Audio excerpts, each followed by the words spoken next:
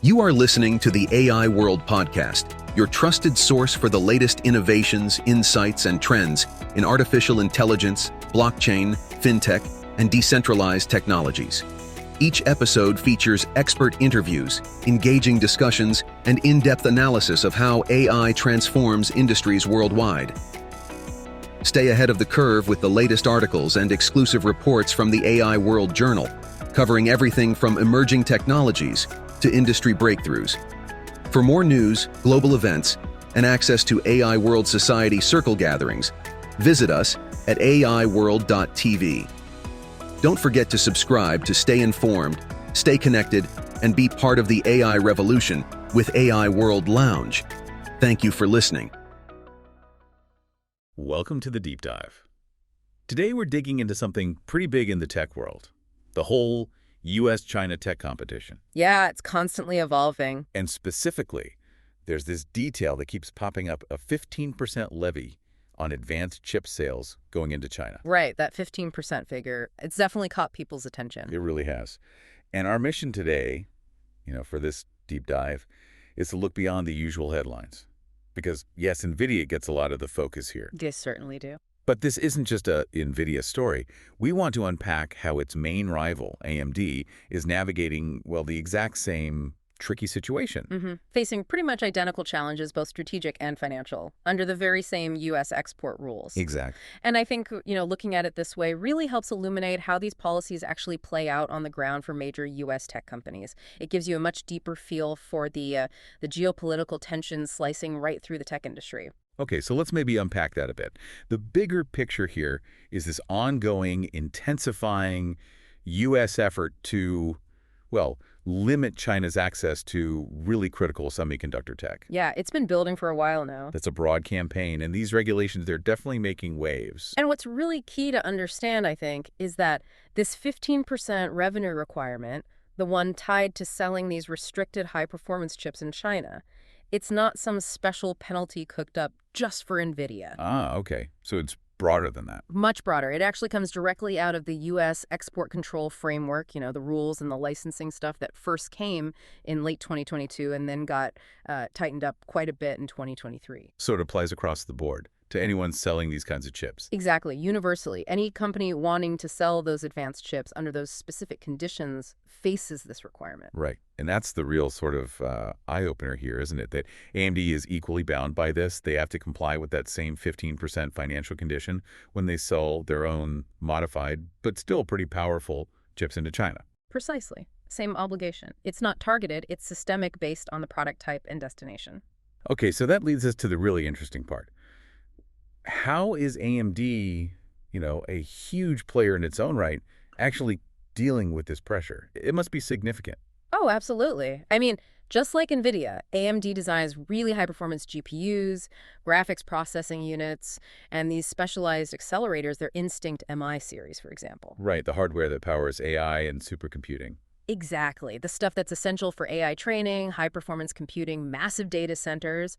And, well, those are the very applications that are central to U.S. national security concerns. Which puts them squarely in the crosshairs of these export rules. Squarely. Since late 2022, they've been operating under these same constraints. So we saw Nvidia create chips like the H800 and A800, specifically designed to meet the export rules. What was AMD's move? Did they have to do something similar? They did, yeah. They basically had to follow the same playbook. They developed modified versions of their top-tier chips, the Instinct MI300 and MI250. So you got chips like the MI210, and there are reports about an MI309 as well. These were specifically engineered, tweaked to fall just under the technical performance threshold set by the U.S. regulations for export to China. That sounds like a lot of work, not just a simple change. Oh, definitely not. It requires pretty significant R&D investment, and it forces them into managing this complex dual product strategy, one line for China, another for the rest of the world.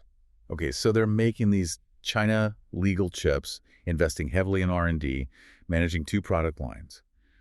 What's the bottom line impact? Does that 15% levy hit their profitability directly on those China sales? It absolutely does. It's a direct financial hit, plain and simple. That 15% levy directly impacts the profitability of AMD's China sales, just like it does for Nvidia. So it's like a slice taken right off the top of that specific revenue. Essentially, yes. Think of it as a portion of the revenue from those specific chip sales that just doesn't flow through to their profits. It's almost like a mandated cost of doing business in that specific segment under these rules. So, for you listening, what's the immediate upshot of this for AMD? What's the strategic tightrope they're walking here? Well, look, China is a massive, massive market for data center and AI hardware. Huge potential. Right. Now, Nvidia has the lion's share currently, but AMD has been fighting hard for a bigger piece of that pie. But these forced product modifications and that 15% levy, they really squeeze the competitiveness and the profit margins for both companies in China. So they're caught, aren't they? Yeah, AMD has to constantly weigh the potential revenue they could get from China against, well, the considerable costs of just staying compliant, the R&D needed for these special chips, and that direct 15% financial hit. And if they pass that cost on?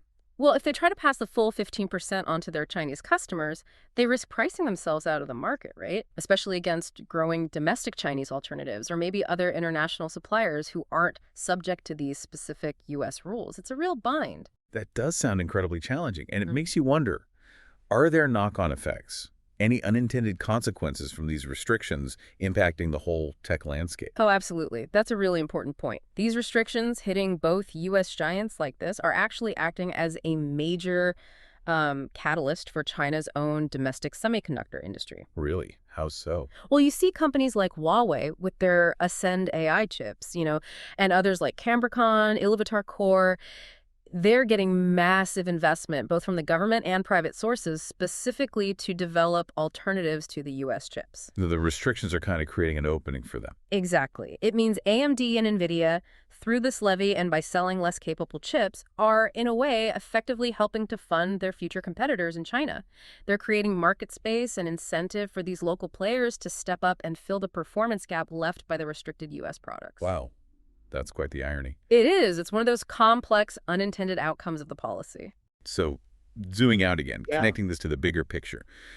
Is this story really just about Nvidia and AMD, or is it telling us something broader about the industry? I think it definitely signals something broader. The fact that AMD is caught in the exact same net really underscores that these U.S. export controls and the financial burdens that come with them are systemic pressures. They're hitting the entire U.S. high-performance computing sector. Not just isolated actions. Not at all. You have to assume other companies selling advanced chips or even the super sophisticated chip-making equipment into China are facing similar, maybe less publicized compliance costs and restrictions. It ripples through the whole supply chain. Okay, so given this environment, this constrained reality, Yeah. how does a company like AMD actually move forward? What's their strategy, their playbook look like? Well, a lot of it mirrors what Nvidia is doing, understandably. First and foremost, rigorous compliance. They have to follow these export rules meticulously to avoid potentially crippling penalties. Right, table stakes. Absolutely. Then there's ongoing product adaptation.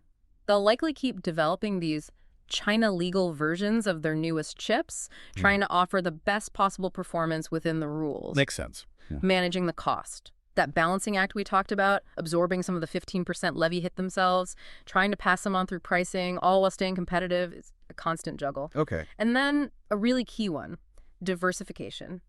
Putting more emphasis on growth in other major markets, North America, Europe, Japan, India are big ones, and also focusing on market segments maybe less impacted by these specific controls, like certain commercial or even consumer areas. Spreading the risk, basically. Exactly. And finally, like any big company in this situation, there's lobbying. Engaging with U.S. policymakers, trying to get more clarity on the rules, maybe seeking adjustments.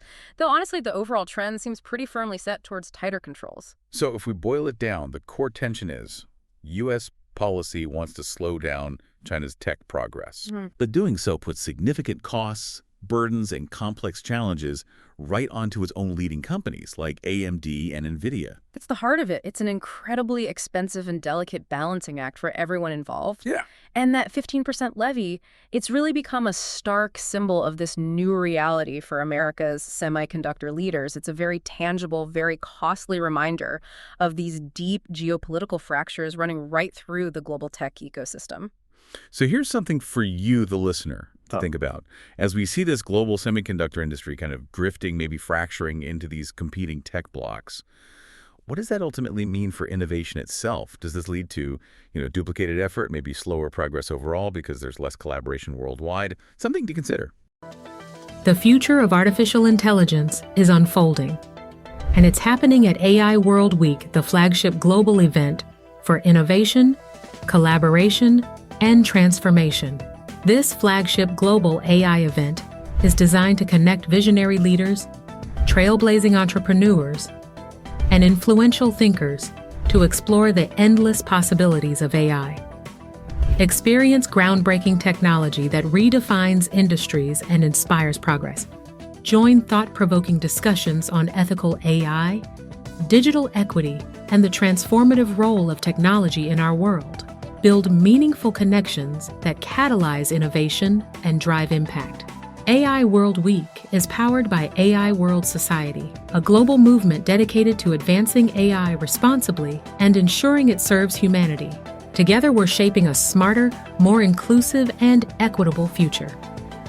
Continue your journey beyond the event with the AI World Journal, offering expert insights, in-depth analysis, and the latest trends shaping the AI landscape. This is your opportunity to lead, to innovate, and to transform the world with AI. AI World Week. We invite you to join us and embrace the AI revolution.